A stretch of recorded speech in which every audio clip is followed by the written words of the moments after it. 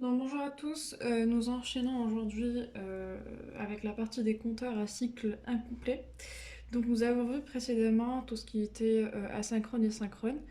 Quand nous réalisons éventuellement tout l'intervalle des possibilités, c'est-à-dire quand vous avez, dans le cas d'un compteur binaire, 3 bits à cycle incomplet, quand vous êtes dans le cycle complet, ça va être de réaliser de 0,0 jusqu'à 1,1, donc de 0 jusqu'à 7 en décimale.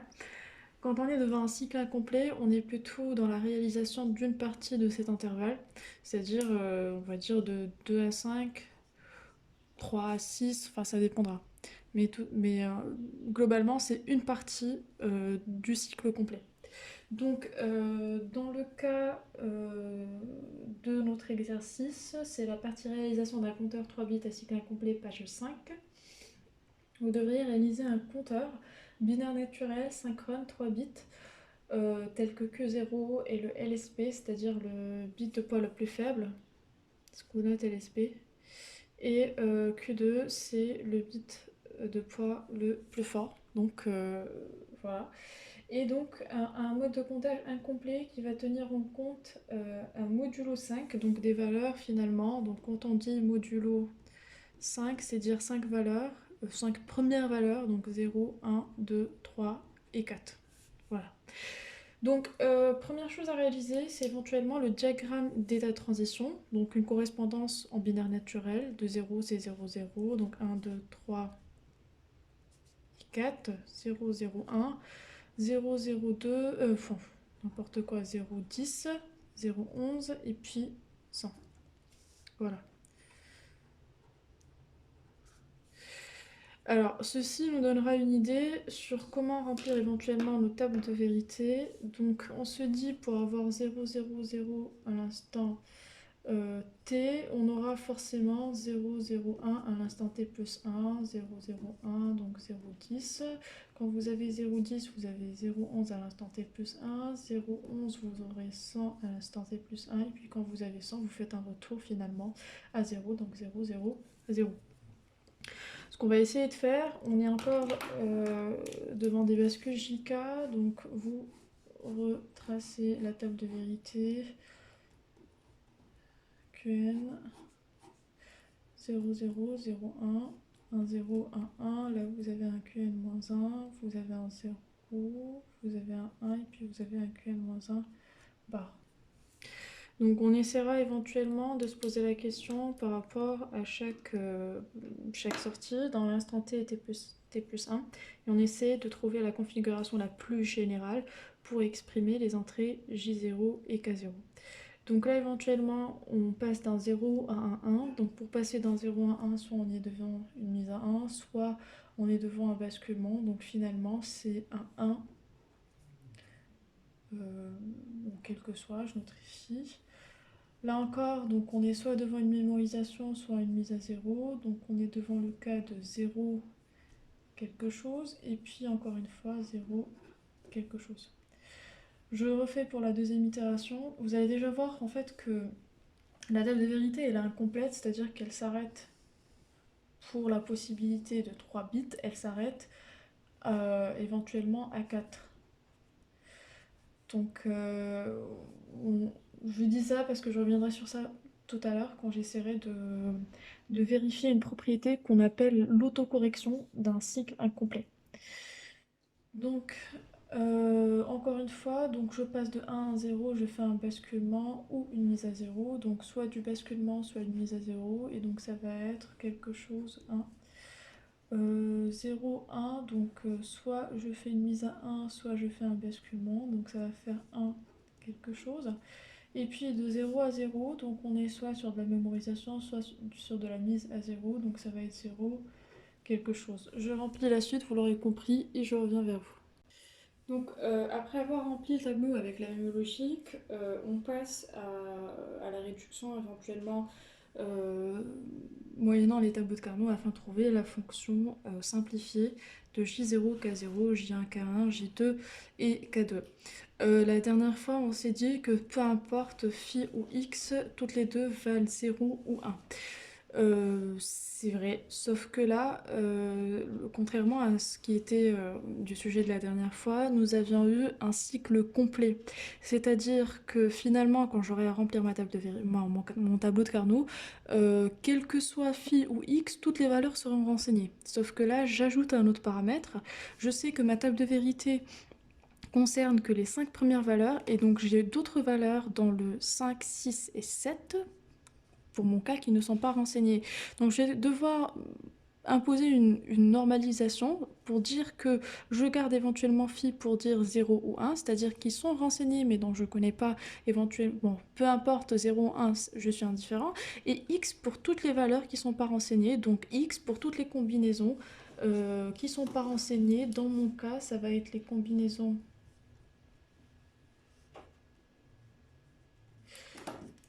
donc 101, 110 et 111, qui sont correspondantes à 5, 6 et 7. C'est-à-dire les autres valeurs qui feront que si je les ai au niveau de mon cycle, il serait un cycle complet. Donc à chaque fois que j'aurai une valeur correspondante à ces entrées-là, à ces sorties-là plutôt, je ferai en sorte que je mettrai un X, c'est-à-dire que j'ai pas la valeur renseignée parce que je suis devant un cycle incomplet. Vous allez voir, c'est très simple. Quand j'ai un 0, 0, 0, 0, alors on va commencer par J0, donc ça va être cette colonne-là.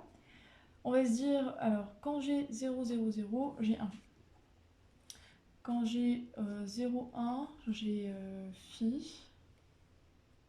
Alors, attendez, alors 0, 0, 0. Ensuite, donc même logique, j'ai Q2, Q1 qui valent 0. Bon, on va faire très simple, donc quand 0, 0, 1 et Q2 égale à 0, oui, c'est bien ça. Non, oui, enfin si c'est bien ça, donc 0, 1 et puis 0, donc j'ai phi. Quand j'ai Q1 et Q1 et Q2, on va y arriver. Quand j'ai Q1 et Q0 qui valent 10 et Q2 qui vaut 0, j'ai exactement 1. Et bon, 1 ici, et puis là j'ai un phi.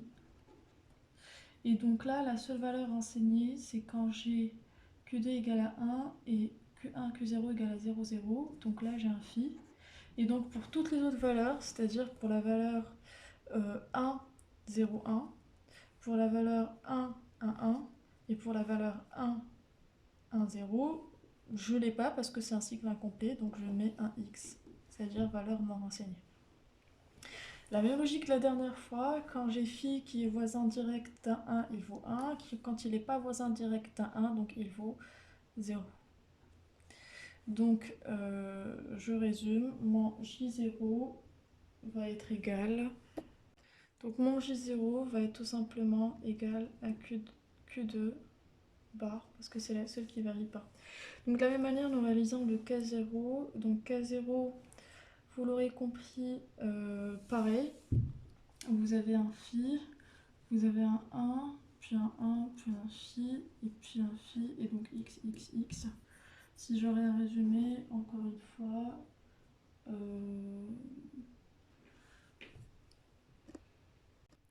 alors, là c'était un 0, donc je viens de corriger. Donc, encore une fois, donc pour le K0, j'ai des 1, mais x aussi valent 1, parce que voilà, j'arrive à résumer beaucoup plus largement. Donc finalement, j'ai phi qui est voisin de 1, x qui est voisin de 1, ce phi-là est voisin de 1 aussi, donc tout ça vaut 1, pareil. Et donc là, K0 va être égal à 1. Je remplis encore une fois donc pour J0, donc j'ai 0, 1, phi, phi, et puis j'ai 0, donc x, x, x. Je résume, j'ai un J1 qui finalement va être égal. Donc j'aurai un J1 qui va être égal finalement, donc 1 apporte la valeur 1 à ce x là et ce phi. Donc je résume, qu'est-ce qui varie pas? C'est le Q0 en valeur vraie. Q2 varie et Q1 varie. Pareil pour K1, donc j'ai phi 1, 0, et puis là j'ai un phi, donc x, x, x. Je résume encore une fois, donc finalement j'aurai K1 qui est égal à Q0. Ensuite, donc J2, ça va être 0, 0, 1, 0, puis phi, x, x, x. Et donc là, j'ai un 1 qui va apporter la valeur 1 au x qui est à côté. Donc J2 finalement va être Q1, Q0. Parce que Q2 varie. K2, donc ça va être phi, phi, phi, phi, et puis 1, donc x, x, x. Et donc là, j'ai ce 1 là qui va apporter la valeur 1 à tous ses voisins. Et donc, je dirais, et donc vu que 1 aussi va apporter sa valeur à tous les autres voisins, ça va faire que K2 égale à 2. Voilà. Donc, une fois que j'ai éventuellement mes tables, enfin les valeurs des fonctions logiques, ce qu'on essaiera de faire, c'est les branchements. Donc, branchement assez facile. Nous allons, alors, première fonction, c'était, alors on va faire comme ça, voilà. Donc la fonction de J0, c'est tout simplement Q2 bar. Donc on va reprendre cette entrée à ce niveau-là. Ensuite, K0, c'est 1. J1, c'est Q0. Et puis K1, c'est Q0. Ensuite, vous avez J2 qui va être égal à Q0, Q1 avec une porte et on va venir imputer à J2. Et puis K1 qui va être égal K2 qui va être égal à 1. Voilà. C'est tout, il me semble.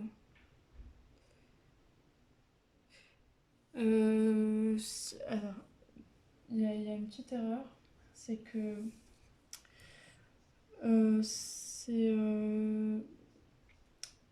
finalement J0 c'est égal à Q2, donc on ne va pas prendre à ce niveau-là, mais c'est plutôt Q2 bar, donc on est là. Voilà. Et donc finalement nous branchons, vu qu'on est en mode synchrone, toutes les entrées à un seul H. Voilà, donc nous revérifions. K0 égale à 1. J0 vaut Q2 bar. Oui, c'est bien ça. Ensuite, Q0 vaut J1 et Q1. C'est tout bon. Et puis finalement, vous aurez J2 qui reprend de la sortie Q1, Q0. Et puis K qui vaut 1. C'est tout bon. Alors là, on va différencier entre deux choses. Ce qui est valeur à l'origine égale à 0, c'est-à-dire le début logique de mon compteur. Et quand éventuellement le début de mon compteur est autre qu'une valeur qui est égale à 0. Donc là, ça vient un peu initier à une petite réflexion autour d'une propriété qu'on appelle l'autocorrection. On verra ça par la suite, mais tout d'abord, on essaiera de reproduire les chronogrammes. Donc vous avez 0, 0, 0. On est sur des bascules à frein montant, donc nous changeons d'état à chaque frein montant dépendamment des périodes. Donc là j'ai 0, 0, 0, le prochain état c'est 0, 0, 1, donc je mets un 1, je garde sur un 0 et puis un 0 ici. Ensuite, donc je passe encore une fois à 0 sur Q1, je suis sur un 1, donc là je suis encore une fois sur un 0. Ici, donc après la valeur 0, 0, 0 qui vaut 0, là je suis sur 0, 0, 1 qui vaut 1, et puis là je suis sur 0, 10 qui vaut 2. Ensuite, je passe à 0, 11 qui vaut 3. Donc 0, 1, 1. Et encore encore une fois, je passe. Donc ensuite, nous aurons à rebasculer au prochain signal d'horloge. Donc là j'ai un 0,0 et puis là j'ai un 1. Donc là encore une fois, je rebascule. Bon. Il faut juste que vous repreniez le même signal d'horloge. Généralement, bon là c'est un peu mal fait, mais ça aurait été quelque chose à ce niveau-là. Donc vous reprenez finalement le même signal d'horloge. Donc là vous avez un 1, et donc là vous aurez 0. Et puis là vous aurez un 1. Normalement, si vous y étiez dans un cycle complet, ça aurait été la suite logique. Mais là, on n'est pas dans ce cas de figure-là. Donc, vous avez 1, 0, 0 pour 4.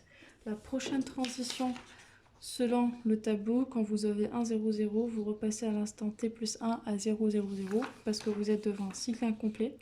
Donc finalement, ce que j'aurai ici, c'est ce que je noterai. Donc c'est un retour au début de cycle. Vous aurez 0, 0, et puis 0.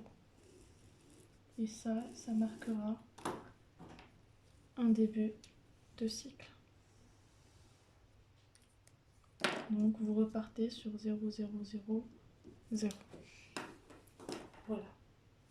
Donc essayez juste un peu d'ajuster le signal d'horloge de telle manière à ce que ça soit...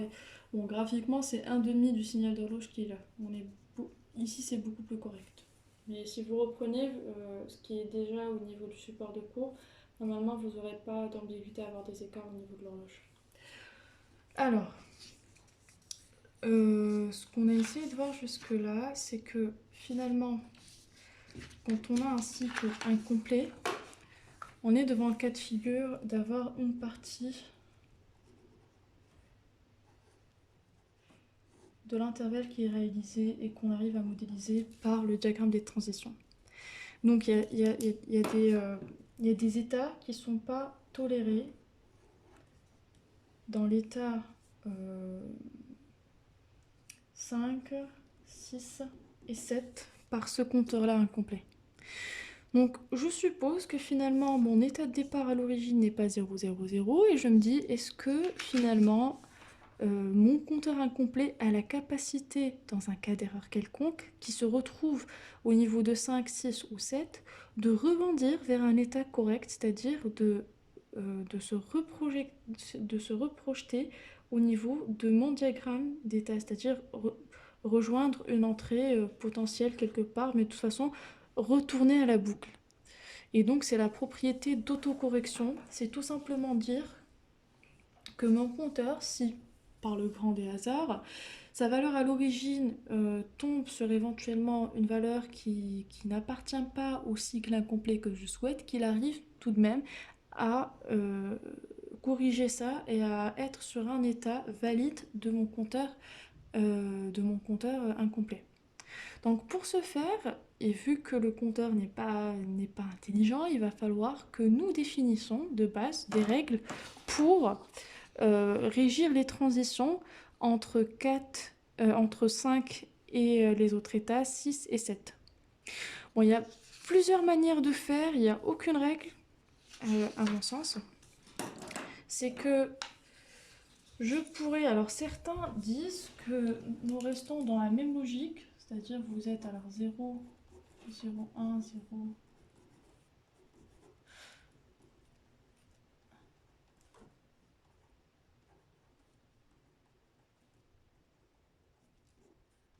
Ceci est mon compteur modulo 5 incomplet sur 3 bits. Et ceci sont éventuellement les états qui ne sont pas tolérés. Il y a ça, donc on va mettre alors, première configuration. Deuxième configuration, vous pouvez avoir n configurations, il n'y a pas de souci. L'important, c'est que vous trouviez une manière ou une logique pour faire retourner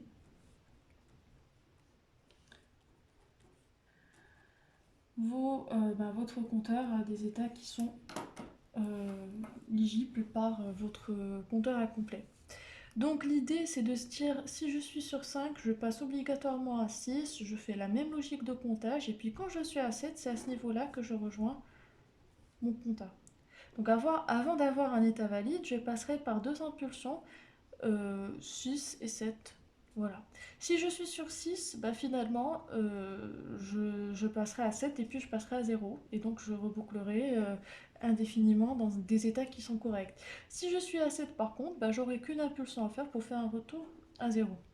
D'autres par contre préfèrent dire si je suis à 5, j'aurai pas à faire des impulsions intermédiaires, je réinjecte directement à 0. Si je suis à 6, directement à 0. Si je suis à 7, bah, j'ai envie de passer directement à 0.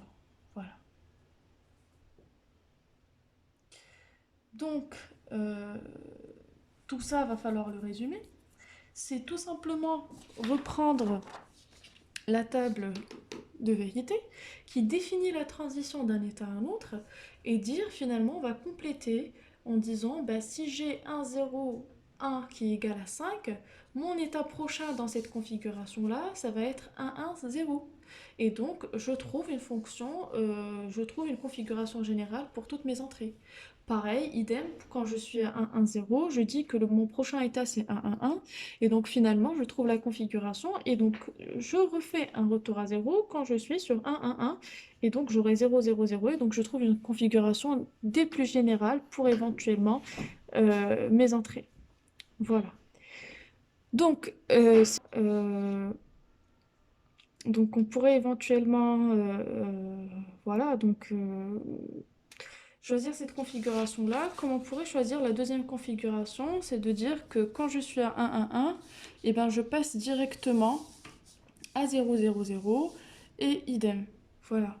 Donc nous, on ira plutôt sur cette première configuration de dire que je passe par des impulsions intermédiaires et finalement, je retourne à 0. Alors, pour vérifier que éventuellement mon compteur incomplet prend en considération l'autocorrection, donc on essaie de faire une extension du tableau précédent où à l'état 4, je retourne à 0, mais éventuellement je modélise les trois transitions, les trois impulsions ici, c'est-à-dire en prenant en compte le 5 qui passe au 6, qui passe au 7, puis je repasse à 0 pour retourner à mon cycle. Ce qui est bien modélisé ici, donc G5 je repasse à 6, 6 je passe à 7, 7 je passe à 0. Donc j'essaie de la même manière de généraliser et trouver les fonctions. Donc après avoir généré les transitions, ce qu'on fait par la suite, c'est un peu tout naturellement retrouver les fonctions. Donc je remplis, je retrouve les fonctions et je vous montre le résultat directement. Donc une fois avoir repris les équations, et supposons que ces équations elles sont justes, donc on pourrait vérifier. Donc là on réduit Q0 ne varie pas, donc Q2 part. Q1, alors elle ne varie pas, elle est vraie, et puis Q2 varie, donc c'est Q1 plus Q2 part. Là, c'est tout simplement K0 égale à 1. Encore une fois, ici, vous avez J1 qui va être égal à Q0 parce que c'est la seule qui varie, c'est la seule qui varie pas plutôt. Donc là, encore une fois, c'est Q0. Ensuite, là, vous avez alors Q0, Q1 en valeur fausse, et puis Q1, Q2, donc c'est un peu l'équivalent d'un X nord. Donc là, vous avez alors Q1, Q2 qui varie pas, et puis Q1, Q0 qui varie pas, et puis Q2 qui varie. Donc si on arrive à réaliser les branchements, alors la particularité de cette extension-là, c'est qu'elle prend l'autocorrection. Donc ceci est toujours le branchement d'un compteur synchrone 3 bits modulo 5, mais vérifiant la propriété d'autocorrection. Et pour dire comment vous réalisez votre autocorrection, tout simplement vous pouvez l'exprimer par un diagramme d'état de transition. Parce qu'un compteur incomplet peut vérifier de l'autocorrection, mais chaque constructeur décide de cette autocorrection de sa propre manière. Donc quand vous dites éventuellement que mon autocorrection suit le schéma suivant, c'est que vous allez passer de 5 à 6 à 7, puis rebondir à 0, 0. Un autre peut choisir un autre schéma de transition. Donc quand vous dites je fais de l'autocorrection, mon compteur incomplet vérifie l'autocorrection, va falloir joindre votre diagramme de transition pour expliquer comment cette autocorrection fonctionne. Donc une fois que vous prenez en compte cette autocorrection par l'extension de vos tableaux de vérité, que vous définissez les états de transition, etc., vous essayez de reprendre les fonctions logiques. Là, vous réalisez votre branchement, donc c'est un branchement différent, tout à fait logique. Vous avez alors K0 égale à 1. Vous avez J0, elle reprend de... Alors on va mettre là ça comme ça reprend de K1 et Q2 barres. Q1 et Q2 barres, donc ça va faire un OU, avec la notation américaine. Vous avez Q1 plus Q2 barres et qui sera injecté à J0. Ensuite, donc là, vous avez J1 qui reprend de Q0, K1 qui reprend de Q0. Et alors, K2, ça va être Q1, Q0, mais alors on va reprendre Q0 par là, et on va reprendre Q1 par là. On va les lier par un nom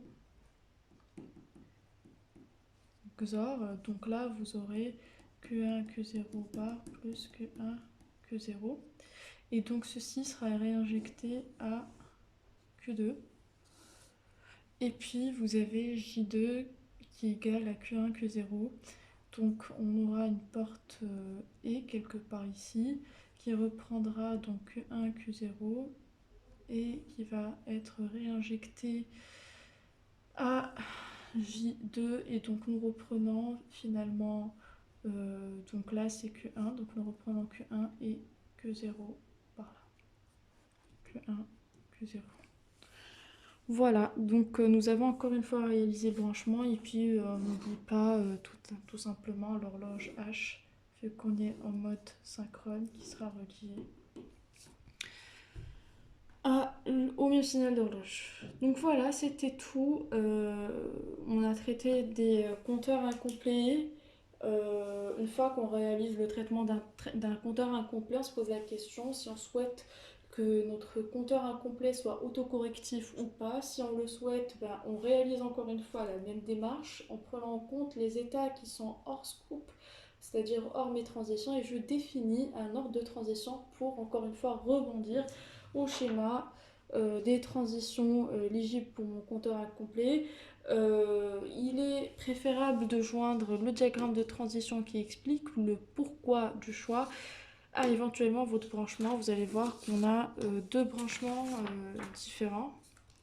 Voilà, donc c'est deux branchements finalement qui sont assez différents. Celui-là qui prend pas l'autocorrection et celui-là qui prend l'autocorrection. Voilà, donc c'était tout pour cette séance-là. N'oubliez pas que vous avez un devoir à rendre le 8. Comme j'ai dit, vous faites comme bon vous semble. Soit vous faites des scans de vos solutions que vous m'envoyez en fichier PDF, soit que vous faites ça voilà, avec des tableurs. Ce serait beaucoup plus lisible pour vous et pour moi, mais vous faites de la manière que vous jugez la plus facile.